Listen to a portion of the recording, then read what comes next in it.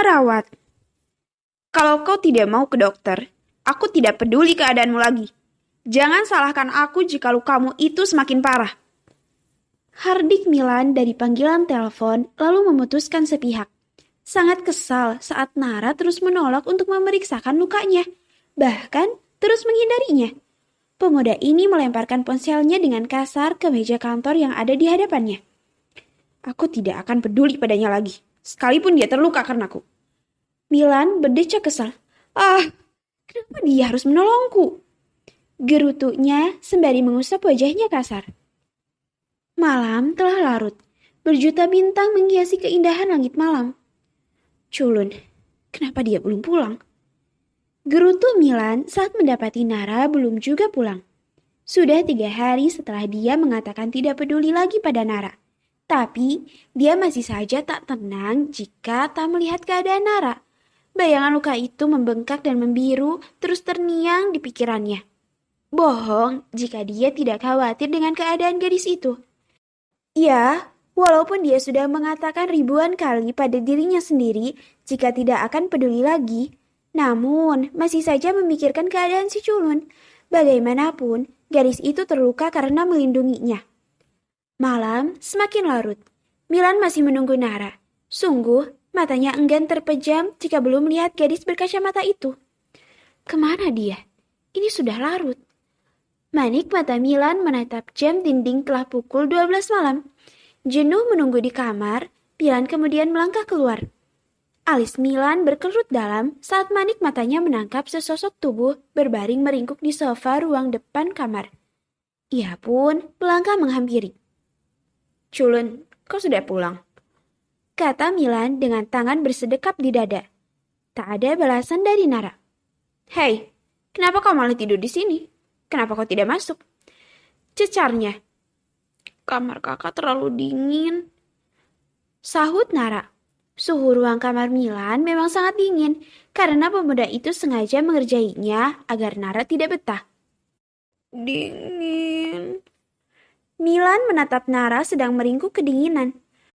Pemuda ini pun jongkok, menaruh punggung tangannya ke kening Nara. Kau demam ya? Ucap Milan panik saat merasakan rasa hangat menjalar ke punggung tangannya. Dia demam. Ini pasti karena luka di bahu belakangnya. Pikir Milan. Jangan bawa aku ke dokter. Rintih Nara dengan mata yang tertutup. Milan mendesis, tak habis pikir mengapa gadis ini begitu takut pada dokter. Dasar bodoh, kau bahkan sudah tak berdaya masih saja takut ke dokter. Decak Milan. Menarik nafas panjang, tangan Milan lalu terulur menggendong Nara masuk ke dalam kamar. Milan menggendong Nara menuju ranjang. Setelahnya membaringkan tubuh mungil itu di tempat tidur miliknya. Bukan di sofa lagi, tempat yang biasa Nara tiduri. Dingin. Rintih Nara semakin menggigil. Lukanya pasti bertambah parah. Gumam Milan, lalu duduk di pinggir tempat tidur. Tangan kanannya lalu terulur, membuka kancing baju ke meja Nara, hendak melihat luka itu. Milan menelan salivanya kelat saat telah membuka beberapa kancing baju Nara. Pandangannya teralihkan pada belahan dada yang terbungkus oleh bra. Tubuh yang terbiasa terbalut kemeja panjang itu terlihat putih, bersih, dan mulus, membuat pikiran liar Milan sebagai laki-laki sejenak berkelebat di kepala. Menepis pikiran nakalnya, dengan cepat Milan memiringkan tubuh Nara untuk melihat luka. Milan mendesah kasar saat melihat bahu belakang si culun. Kan semakin bertambah bengkak. Rancau Milan. Pemuda ini lalu menarik laci nakas, mengambil gel kemudian mengelesnya di luka Nara. Sakit. Pekik gadis ini dengan mata tertutup setengah sadar saat Milan mengoles lukanya dengan gel. Ini karena kau tidak pernah berhenti bekerja. Sampai lukanya sulit sembuh dan malah bertambah parah. Gerutunya sambil mengoles gel. Setelah mengurus luka si culun, Milan menarik selimut, membungkus tubuh mungil itu agar tetap hangat. Kau harus istirahat sampai lukamu benar-benar sembuh. Ucap Milan. Setelahnya, ia juga ikut berbaring di samping Nara. Ini pertama kalinya mereka tidur bersama di ranjang yang sama. Milan berbaring miring menatap wajah Nara lekat. tak terbingkai kacamata, menikmati wajah teduh istrinya terlelap.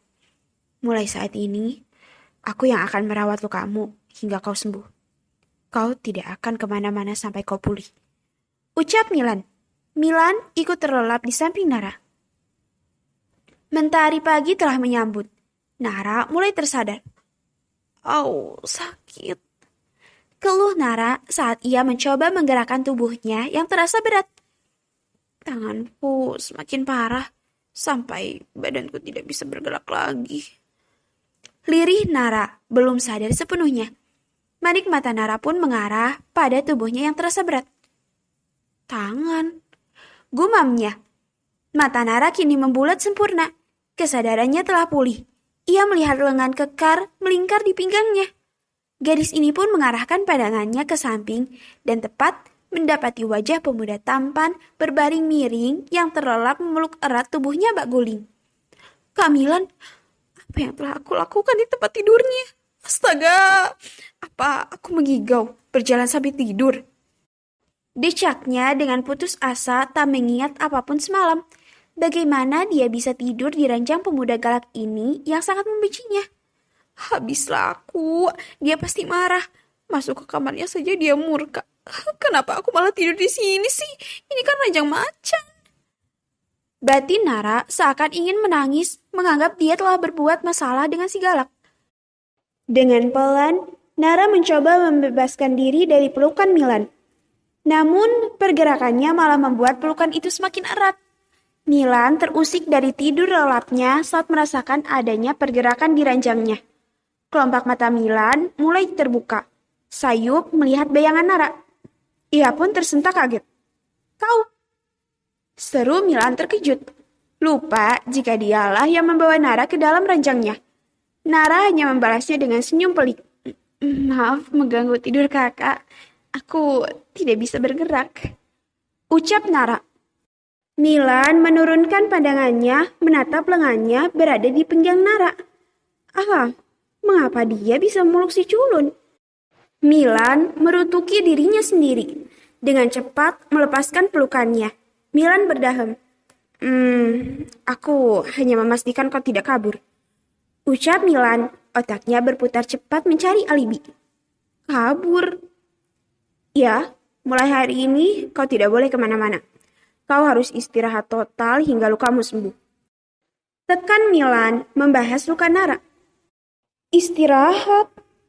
Tidak bisa, Kak. Aku sudah buat janji merias. Kau tidak ingin ke dokter dan juga minum obat. Jadi jalan satu-satunya agar kau cepat sembuh harus beristirahat. Tukas Milan. Lagi pula, mereka sudah membayar uang muka. Saya harus mengembalikannya. Jelas Nara memohon.